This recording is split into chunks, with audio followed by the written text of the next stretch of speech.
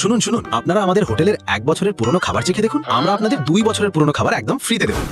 এর বড়লোকের মুখে কুত্তা কাটুক, পুরো ড্রেসটার 12টা বাজিয়ে দিল। কুত্তা কোথাকার, গাড়ি থামা। অঞ্জলির বাচ্চা, এটা কি ধরনের কথা হলো? আজ বিয়ের ঠিক 2 দিন আগে তোর বয়ফ্রেন্ডের জন্ম হচ্ছে। ভুলে যাস না, তোকে আমাকেই বিয়ে করতে হবে। আমি 7ম শ্রেণী ফেল হতে পারি, কিন্তু আমার চাচা এই শহরের সেরা কোম্পানির সিইও। চাচা গেছে চুলায়, আগে এটা বল, আমার কস্টিউম পরিষ্কার করার টাকা কে দেবে? ওই লল্লু শোন, এই আমার বয়ফ্রেন্ড, তুই যতই পাচাগুন্ডা করিস না কেন আমি তোকে বিয়ে করব না। ভুলে যেও না, আমার কাছে ভাড়ার ল্যাম্বরগিনি আছে, ভাড়ার জামা কাপড় আছে। তোমার এই বয়ফ্রেন্ডের কাছে কি আছে? যাই হোক, তোমাদের দুজনের সাথে তো কাল পার্টিতে দেখা হবে। আরে আরে সুন্দরী, তুমি কোথায় যাচ্ছ? আগে আমার হিসেব চুকিয়ে যাও। ধ্যাতেরি, অঞ্জলির বাচ্চা, কাল বয়ফ্রেন্ডের নাটকের জন্য এই একদম পারফেক্ট হবে। চল আমার সাথে, তোর হিসেব চুকিয়ে দিই, তারপর কি আর করা। টেনশন নেবে না একদম।